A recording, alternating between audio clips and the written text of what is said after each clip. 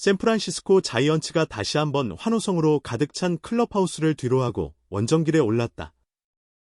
연승 행진의 선두에는 그 이름만으로도 야구 팬들의 심장을 뛰게 만드는 사나이, 바로 이정후가 서 있었다. 전 경기에서 그는 단 4글자 MVP로 정의될 만큼 맹활약을 펼쳤다.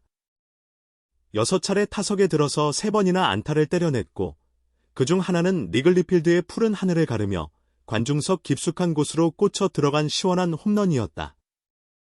거기에 이득점 3타점까지 쓸어 담으며 말 그대로 팀 공격의 모든 것을 책임졌다고 해도 과언이 아니었다. 그 폭발력 덕분에 시즌 타율은 무려 0.301까지 치솟았고 출루율과 장타율을 합친 OPS는 0.871로 급등했다. 경기 직후 MLB.com은 단 한순간의 망설임도 없이 그를 오늘의 최우수 선수로 선정했고 메이저리그 공식 SNS 계정은 바람의 손자가 바람의 도시에서 강력한 홈런을 터뜨렸다는 찬사와 함께 그의 하이라이트를 전면에 내걸었다. 이 기세를 그대로 이어받을 시리즈 3차전, 시카고 컵스와의 맞대결은 예정된 순간부터 특별했다.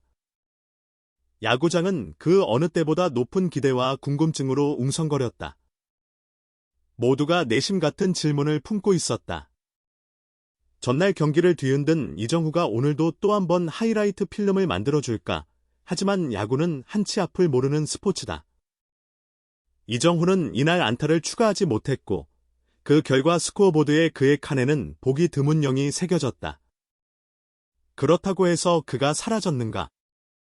결코 아니었다. 4차례 타석에서 그는 매 순간 투수와 집요하게 겨루며 팀의 공격 흐름을 살렸고 결국 자이언츠는 3대1로 승리하며 상승세를 이어갔다. 경기가 시작되기 전 리글리필드 외야석에는 이정후의 등 번호 51번이 새겨진 유니폼을 입은 팬들이 줄을 이루었다. 그들은 홈런볼을 잡을 기회를 엿보며 어린아이처럼 설레는 표정으로 담장을 바라봤다. 자이언츠 더그아웃은 새벽같이 움직였다. 선수들은 스트레칭 루틴을 마친 뒤 배팅 케이지로 향했고 이정후는 여느 때와 다름없이 손바닥에 묻은 송진 가루를 털어내며 배트 그립을 점검했다. 어제는 어제일 뿐이라던 그의 짧은 인터뷰는 스포트라이트를 피해 자신만의 루틴에 몰입하려는 의지의 표현이었다. 경기의 문을 연 선발 투수는 컵스의 영권 우한 벤 브라운. 최고 97마일을 찍는 묵직한 포심 패스트볼과 타자의 무릎을 꺾어 놓는 85마일대 너클커브를 장착한 신예였다. 브라운은 경기 전 기자들에게 기정후를 상대로는 절대 쉬운 공을 던지지 않겠다고 호언장담했다. 1회 초 무사일 2루 기회, 첫 타석에 들어선 이정후는 상대가 예고한 대로 쉽지 않은 공을 맞닥뜨렸다. 브라운의 첫 공, 85마일짜리 너클커브가 홈플레이트 하단을 파고들었다. 스트라이크. 이정후는 고개를 끄덕이며 투수의 공끝을 살폈다. 두 번째 공은 95마일 포심이 외곽 높은 존을 스치듯 지나갔다. 방망이가 크게 돌았으나 공이 배트 끝을 아슬아슬하게 외면했다. 벌써 2 스트라이크. 전날 경기에서도 그는 비슷한 카운트에서 9구 승부 끝에 안타를 만들어냈다. 브라운은 세 번째로 96마일 포심을 구사했다. 이정후는 재빠른 스윙으로 파울을 만들어 투수의 체력을 깎아냈다. 네 번째 공, 다시 너클커브. 이번엔 스트라이크 존 좌하단 모서리에 꽂혀 올라갔고 높게 뜬 타구를 포수가 재빨리 잡아내며 첫 타석은 아웃으로 끝났다. 그러나 해설진은 곧바로 브라운이 결정구 2개를 모두 노출할 정도로 긴장을 늦추지 못했다는 사실이 더 흥미롭다고 분석했다. 그만큼 투수가 이정후를 철저히 의식했다는 뜻이었다.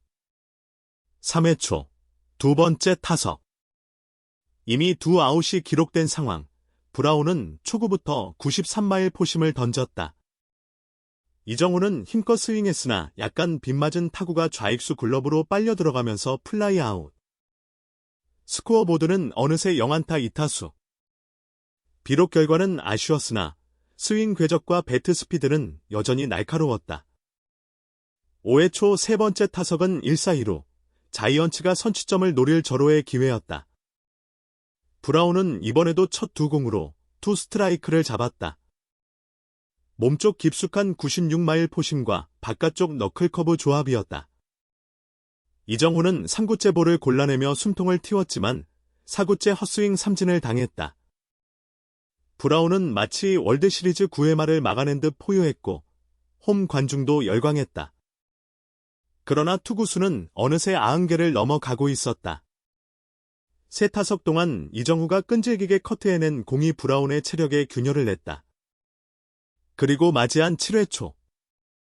경기 흐름이 서서히 자이언츠 쪽으로 기울 조짐을 보이던 순간 컵스는 벤 브라운을 내리고 불펜 에이스 줄리안 메리웨더를 올렸다. 무사 1루에서 네 번째 타석에 선 이정후. 메리웨더는 85마일 슬라이더로 스트라이크를 잡은 뒤 96마일짜리 포심을 몸쪽 깊은 곳에 꽂아 넣어 다시 한번 빠르게 투 스트라이크를 선점했다. 그런데 이정후는 큰 욕심 대신 팀을 살리는 선택을 택했다. 다음 공을 눌러 찍듯 밀어친 땅볼이 이루수 앞으로 굴러가는 사이 1루 주자가 2루를 밟았다. 기록지는 땅볼 아웃이지만 무사 1루가 1사 2루로 바뀌면서 득점 확률이 큰 폭으로 상승했다. 자이언츠 더그아웃은 벤치 앞까지 나와 박수를 보냈다. 8회 초, 자이언츠는 하위 타선의 연속 안타로 2점을 추가했고 결국 3대1로 승기를 잡았다. 9회 말, 마무리 투수 두발리스가 세 타자를 연거푸 돌려세우며 경기 종료. 무안타로 남은 이정후는 동료들의 헬멧을 두 손으로 들어 올리며 환하게 웃었다. 경기 뒤 기자회견에서 누군가가 전날 과도한 체력 소모가 오늘 타격에 영향을 준 것 아니냐고 묻자 그는 고개를 저으며 좋은 공은 쳤고 나쁜 공은 참았다. 체력엔 문제가 없다고 단호히 말했다. 전문가 역시 체력 저하라는 의혹을 일축했다. 실제로 이날 그가 만들어낸 평균 타구 속도는 전날보다 겨우 1.8마일 낮을 뿐이었다. 선수 피로 누적이 실제로 나타날 때는 대개 5마일 이상 급락한다는 데이터가 이를 뒷받침했다. 오히려 해설진과 데이터 분석가들은 그의 폭넓은 선구안과 메이저리그 특유의 움직임 큰 슬라이더, 커터에 대한 빠른 적응력을 칭찬했다. 그러나 무엇보다 값진 부분은 팀 베이스볼을 향한 이정후의 집념이었다. 무안타에 그친 날에도 그는 세 차례나 투 스트라이크 이후 파울을 내며 투구수를 늘렸고 결정적 순간엔 진루타를 선택해 팀의 3연승을 뒷받침했다. 자이언츠 감독 게이브 케플러는 7회 그의 땅볼 한 방이 없었다면 흐름은 완전히 달라졌을 것이라 강조했다. 팬들도 변함없는 지지를 보냈다. 경기 직후 구단 SNS에는 걱정 마라. 바람은 다시 불어온다는 격려가 쏟아졌다. 이 글이 올라온 지 30분 만에 좋아요 수는 5만을 넘겼고 댓글창은 한국어와 영어로 다음 경기를 기대한다는 메시지로 가득 찼다. 시즌 개막 한 달이 조금 지난 시점에서 타율 300 이상, 오페스 870 안팎을 유지하는 루키는 흔치 않다. 전문가들은 2001년 이치로 이후 동양인 야수 최고의 데뷔 시즌 페이스라며 찬사를 보냈다. 야구는 때로 잔잔해 보이는 하루가 오히려 다음날 폭풍 같은 서막이 되는 스포츠다. 이정후는 경기 후 숙소로 돌아가는 버스 안에서도 손에서 아이패드를 놓지 않았다. 자신의 헛스윙 각도를 프레임 단위로 분석하고 너클커브 타이밍을 0.02초 앞당기는 방법을 메모했다. 그 메모 마지막 줄에는 짧지만 분명한 다짐이 적혀 있었다. 내일은 묵직하게, 멀리. 그리고 우리는 안다. 그가 타석으로 걸어 들어가는 순간 전 세계 야구 팬들이 동시에 숨을 들이쉬고 배트가 회전하는 반원을 그리며 공을 정확히 후면 중앙에 맞히는 그 0.01초의 온몸을 내맡긴다는 사실을. 그날이 다시 찾아오면 무안타의 기억은 언제 그랬냐는 듯 사라지고 남는 것은 또 하나의 웅장한 장면, 또 하나의 승리, 또 하나의 제목이다. 끝으로 발빠른 뉴스를 보는 모든 이에게 전한다. 구독과 좋아요는 단순한 버튼이 아니다. 그것은 이정후가 다음 타석에서 방망이를 휘두를 때 조금 더 높은 곳까지 공을 실어보내는 바람이 된다.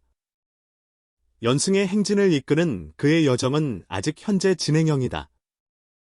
그러니 화면 앞에서 준비하라.